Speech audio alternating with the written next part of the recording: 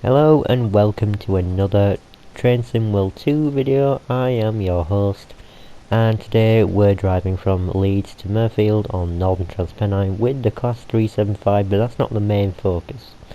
Because the main focus is this is going to be a video all about dumping a load of information that I've learned today, as in the 23rd of February 2021. Now, this video is probably going to be going live on February the 24th, so I'm speaking as if it's the 23rd, but this video will be published on the 24th.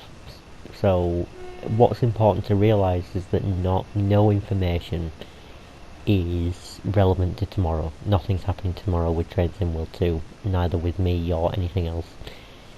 However, so yeah, today the 23rd of February, Dovetail Games did a bunch of announcements about content that's coming up. So every so often they publish something called the roadmap. It's something that tells you about upcoming DLCs, upcoming changes and bug fixes, improvements and all the rest of that. And in that roadmap stream, they also do a stream to help get the information out for Train Sim World 2. They said that the release date for the 465, the Class 465 electric multiple unit, will be on the 4th of March. Thursday the 4th of March. And they'll be showing it off on the stream on the 25th of February, which is also a Thursday. So the 465 will be basically dropping a week after the stream. Well, exactly a week.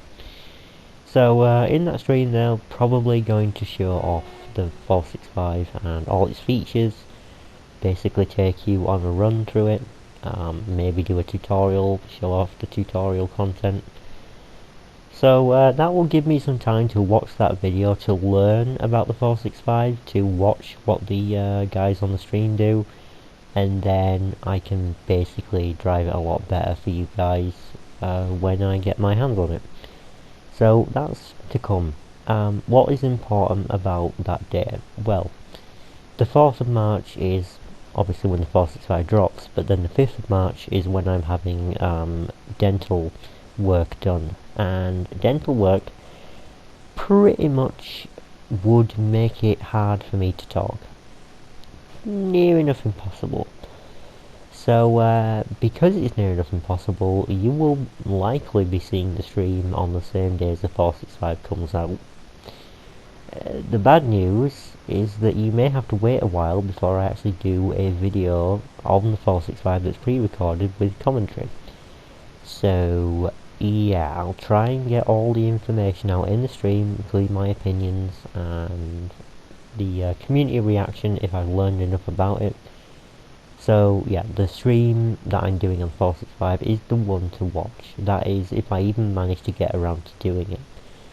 Now, if you're wondering why we're waiting at a yellow signal, there is a reason for that. The reason is that there's a HST in front of us, the Class 43 leaving Leeds, and Class 43 is going all the way to Manchester, and I'm only going as far as Mirfield, which isn't that far at all. It's only 12 miles away. However, because it's in the way, I am in a signal block basically behind it.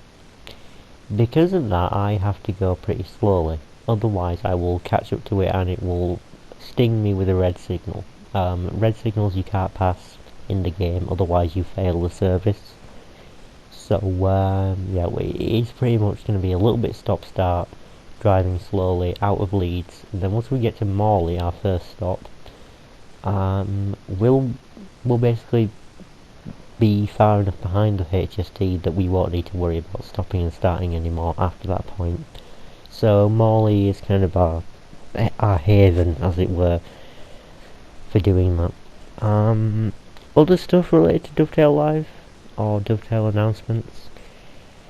The Class 313, we don't know still when that's going to be coming. The Great Western 1970s pack, which is now called Legends of Great Western, I believe, is that one is a bit of a disappointment. So that one is listed as upcoming, which means it's probably going to be the next thing after the 465 that we're going to be seeing. And it includes 3 locomotives, 2 of which I already own, which is a shame. So I believe when I mentioned the pack at first, I said that it's likely that we're going to be getting the Class 52, which is nicknamed the Western, the Class 101, which we already have, and the Class 08, which I already have as well. And, well, the Class 08 I didn't know would be coming with this. I thought it was just the 101 and the 52. Turns out no. The 52 is in with it. If I said 53 before, I meant 52. So the Class 52 is new to me actually owning it. It has been around since West Somerset Railway, which is a DLC from the first Train Sim World. And the reason why I haven't got the 52 yet is because I didn't want to pick up West Somerset Railway just for the ability to buy the Class 52. Because West Somerset Railway has pretty much the same trains that I've already got as well. West Somerset Railway comes with a Class 47 that just looks different, really. Looks a bit different. And a Class 09 diesel shunting locomotive, which is pretty much the same as the Class 08. So that's why I haven't got West Somerset Railway. Plus, I think the route of West Somerset Railway will be limited to pretty low speeds, because it's one of those preserved lines, and the rules say that preserved lines have to travel pretty slowly. So yeah, if it turns out that, well, I'm really looking at the price point here. The price point, I don't know what it's going to be for the Great Western Pack. I just don't know yet. Do not know whether they're going to be mentioning it. They may mention it in the recent roadmap stream. I haven't watched it all because it is a pretty long one, and if they do mention it, then I'll know what the price point should be around, and then I'll work out whether it's worth spending the money to get 2 trains that I've already got plus 1 that I don't. Because let's just face it, I only want the 52 out of those 3. I'm not bothered about the Class 08. I've already got that. I've already got the 101. Why would I buy it for those again, which are basically just the same as what we've already seen? So yeah, if the price is worth it, i.e. is about £11 or £15, I guess at the most, then I'll look into it. But if it's more than that, nah, the answer's no, sorry. 52 is a nice locomotive, I think. It's nice looking anyway. To drive, it might be a bit different. If I'm gonna get it, I'll do some research. I'll watch loads of videos about it and see what I make of it just from that information alone. But anyway, that's to come as well. 313, don't know when that's coming out. There is also a new route that has been added to the roadmap that wasn't there before. It was Glasgow Cathcart Circle, and that is a line in Glasgow, Scotland. I don't exactly know where it runs from and where it runs to. Guessing it's from Glasgow Central to Cathcart, but I don't know where Cathcart is in relation to Glasgow, so yeah, I'll look that up. I'll try and find out. But it says it's mainly a suburban kind of line, you know, going to the towns and the city of Glasgow. So, hey, it might be good. Might be really good. It comes with the 314, by the way, which is basically the 313, except it's slightly different, and will come in a different livery, obviously appropriate for where the line is set. So that's nice. If that comes out pretty soon, highly doubt it'll come out relatively soon, but if it does, then that'll be good, because I can pick that one up as well. I'm interested enough in it. Can't guarantee, but anyway, I'll look into things, alright? So yeah, I think that's everything for the Dovetail announcements. Now, after 10 minutes, it's time to go on to the personal. The personal side of things, the personal content, the content for this channel. Well, let's just begin with this. There is a challenge that I've invented for myself. It's called 24 hours in Train Sim World 2. That's not me streaming for 24 hours, because I'm not going to be able to do that. Also, that's quite unhealthy. It's me doing 24 services, one for each hour of the day, so 1am, 2am, 3am, 4am, etc. You get the idea with that. So I'm going to do a service at 1am, 2am, 3am, 4am, and they're all going to be different, and they're all going to be chosen by people filling out a Google form which I'm working on making. And when that is released, I'll mention it in one of my videos, and I'll probably do a Patreon post as well for that. So if you're interested in watching my Patreon, great, wonderful. If you just want to watch along and you don't want to take part in that, that's okay. I'm aiming for 24 suggestions, so then I've basically got it in the bag. And the suggestion system that I'm going on, it's not completely up to the person, filling out the form. The actual length of the route that I'm going to be doing is up to me. However, where I'm going to be doing the route is up to the person who's filling out the form, and what trains I'm going to be using is up to the people on the form. So if they, for example, want me to drive the 465 there, I put asterisk when available on the form, just so people know that it's not actually here as of the time I'm going to release the form. But when it is, that's when it'll be available and I will be using it. So if they pick the 465 and then Great Western Express, I'll be doing a video on the 465 driving on the Great Western Express route, and I'll be picking a start and end point myself depending on what's suitable for the train. So if it's the 465, it's a commuter, so it can stop at loads of different stations, or if it's an express train, it will go all the way from one destination to another without stopping in between, usually anyway. So that's how that's going to work.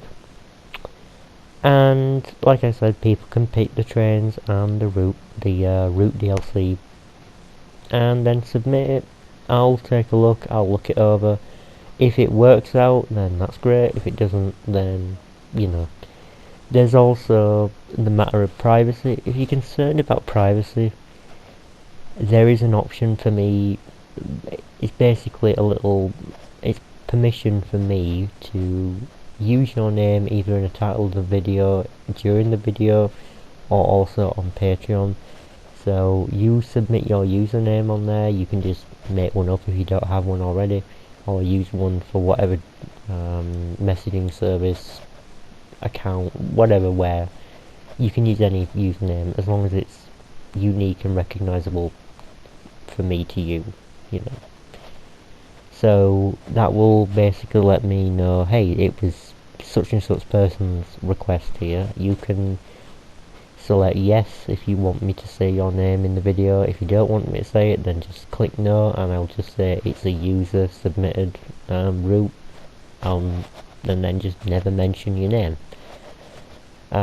If you do want me to say it, I'll obviously credit you properly, and all the rest of it. So yeah, there you go. If you're concerned about privacy, that's what I'm doing, so then your username isn't put out there when you don't want it to be. And there you go. Also, you mark down whether you're a patron or not. Although that is a little bit irrelevant, because I do know who my patrons are by name. So if they put their usernames on there, I'll know who they are anyway. But it's just asking, are you a patron or aren't you? And if you are, then it's safe to say that you got to it first, because patrons will get to see the form first before the public does, however not by much. So that's the deal with that. As far as the comic goes, I'm going to go a little bit rambly here. As far as the comic goes, the comic itself, whilst I have planned out quite a lot of it, the issue is funding. So with lots of projects that people do around the world, funding is that one thing that you often don't have enough of. Now, making the comic is relatively cheap compared to a project that would have an actual physical copy associated with it. So at the moment, I'm not in a stage where I can make or get a physical copy printed of this comic. Now, it's not really suitable for print at the moment. It's not really suitable for that format. But even if it was, I wouldn't be able to do it because I would have to pay a company to print it, and then I would have to get them sent all around the world potentially, even to the United States, because a lot of the people who are supporting the comic are in the United States, so they'll obviously want their own copy, and that is why it's not available physically, is because it costs a lot of money. Now, if I got a load and loads of patrons, what that would mean is, well, yeah, if I got enough to fund a number of pages per month and also make a physical copy, then yeah, sure, I'd go for that. But at this point, not really. So that's what's going on with the comic. And if you're confused about what kind of format it will be made in, also, sorry, I clicked the emergency brake on the train by accident. I do apologise for doing that. Yeah. So if you are interested in the comic and you want to follow along with it, the best places to do that are on Fur Affinity, my page on there. You can probably find a link to that on Patreon, because I don't like to put it just everywhere. And you can find it on Patreon itself, the comic. When I post the new pages, I've got it tagged specifically, so you can search for that tag and then find all the right pages on there. And it's also going to be on Webtoon, and Webtoon I think is probably the best place to look for it. Although the thing is with Webtoon is that I don't have a front cover for the second episode, and I was going to get one. I then forgot about it. Right, so the situation with Webtoon is that the Webtoon pages that are for the second episode have been removed at this moment, and they are going to be placed on Webtoon once I have the front cover. So once I have the front cover made, that is when the Webtoon version of episode 2 is going to come live, basically. And what that means is that you have a little bit of a wait to see it on Webtoon. You can see it on Fur Affinity because in that case it doesn't really matter. But on Webtoon, because everything follows in sequence, and I don't think I can sort of move a page back, I can't really move it around in relation to everything else. I don't want to upload things on Webtoon twice, so what I've done is basically, okay, I'm not going to upload them until I've got the front cover, and then we can move on from that stage. I'm sorry about that. That wasn't meant to happen, but it has happened. Yeah, sorry there. But that's the situation with the comic. Like I said, lots of stuff planned out for it. It's just having the money. Now, you can support the comic. It is really, really easy to do that, because the prices that I asked for when making the comic only go up to about $7 at this point in time. I think there's going to be a $10 option as well. However, there's not really any extra benefits if you want to pledge $10. It's basically up to you how much you want to pledge. $3, $5, $7, and then $10. Be advised that you won't get like oodles and oodles of benefits, because I'm not an artist. I don't do the drawing, I do the writing and the paying. So the important thing to know now is I have 5 patrons, but those 5 patrons give me a total of $20 something a month, which is a decent chunk of cash. However, it doesn't meet the average cost of one page. Now, I did say that one of my goals ages ago would be to get at least $50 a month through any way that, basically through patronage. And that basically means that one page is essentially paying for itself, in which case I'm fine with paying out of my own pocket for the other one, the second one. However, it would be really nice if they paid for them all themselves, and then it was a project that was really influenced by the community and not so much for me, because let's just face it, I'm doing a lot of work already. If I'm doing most of the funding and the writing, it means that, well, I'm doing a lot of stuff to make the comic a reality, and then it's just an issue of funding, So, if you'd like to support, go ahead and support if you know where it is already. I am debating on whether or not to talk openly about it on YouTube. I technically already have, but you know what I mean. Share my Patreon account around and all that sort of stuff. I don't want any spam or anything like that, so that's why I'm a bit cautious. And yeah, that's what's going on with that. Yeah, I think that's covered, pretty much. And I am pushing to get more patrons. I hope I can get more. Now that is a hope, it's not a guaranteed thing that's going to happen in reality. So, yeah, I'll start looking for more patrons. I'll do a big kind of push at some point to try and gain some more supporters. And then, once I get enough support, that means that the comic pays for itself, and, we can get things done a lot quicker, because if it's relying on my funds, because I don't really think too far ahead, I'm a little bit bad with money, I have to admit. Because if it's relying on my funds, it means it won't be as reliable as it would be if it just paid for itself, And, if like I said, $50 is the average. So, even if it's above that, like 75, 80, 90, I'm only going to be taking, the money that patrons have raised very kindly to pay into it, and then I'll pay the rest myself out of my own pocket. I'm perfectly fine to do that. But making $100 every month to support the comic would be a dream come true. And that would also mean that I could potentially push it to 3 pages every month, or maybe even 4, if I get a good source of income that's really, really reliable, in which case that would mean that I can, reward people for supporting it more by providing more stuff. And I'm perfectly fine to do that, as long as some of the comic pays for itself, and some of it is a passion project for me. I'm perfectly okay with that. So, yeah, that's what's going on there.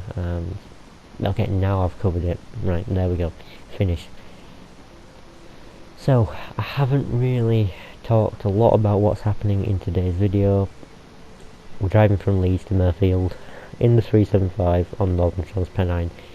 That's the basics of it.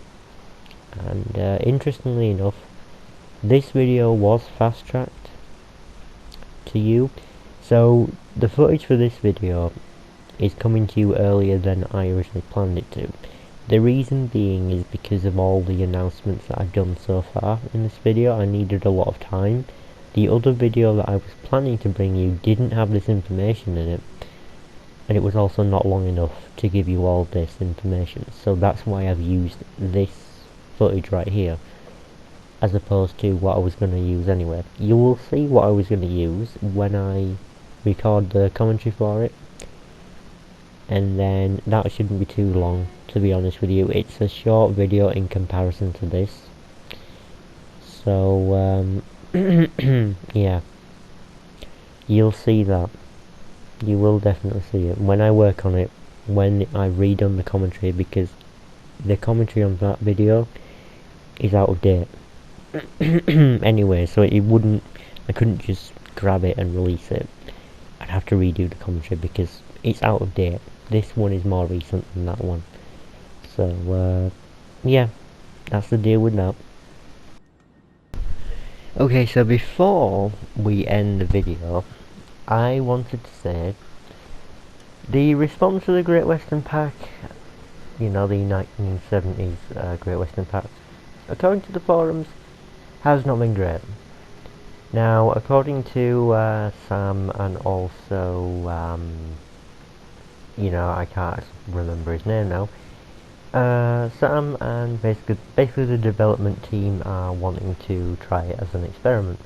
However, because of how it's gone down the forums, I don't think it's going to be, an experiment that's going to be repeated. And basically, the issues are that, well, let's just put it bluntly. The locomotives are from the 70s, or before that, and the point is that GWE is a modern route. It has modern signalling, modern everything. It's not anything like it was in the 70s. It was, well, a lot different back then. So basically, Class 101 going by, which ironically does feature in Great Western 1970s. But the point is that the route is modern, but the locomotives are not modern. So the whole thing is that these locomotives do not run on that route anymore. At the time of the route itself, which is about I want to say 2011. I want to say that just as a kind of general date to keep in mind. But it's a modern route. Basically, at the end of the day, it's modern, and the trains don't fit on the route, really. They're not supposed to be there, and they wouldn't be there in real life either. And that's the whole deal with that. The other issue is, all three of the locomotives that are in that pack, the 52, the 08, that's a little diesel train, and also the 101, have all been released in DLCs before. Now the 52 has only been released in one DLC before, but the 101 and the 08, they have been in about 3 at this point. So this marks the 3rd time that the 101 and the 08 have been included in a DLC, and that is, quite honestly, in my personal opinion, that's too many times. So they really have kind of shot themselves in the foot here, and I am pretty much, if they decide not to do this ever again, then it's no skin off my back. I'm not really that bothered about it. However, I'll probably save it for the next video. I'll probably save what direction I would have taken and just my general thoughts and feelings about that whole thing, because it's a problematic thing. It's not something that's just gonna get swept under the rug. People are gonna remember that it just flopped. Basically, it's gonna flop most likely, and that is a shame, because obviously I want the stuff that Dovetail releases to do well.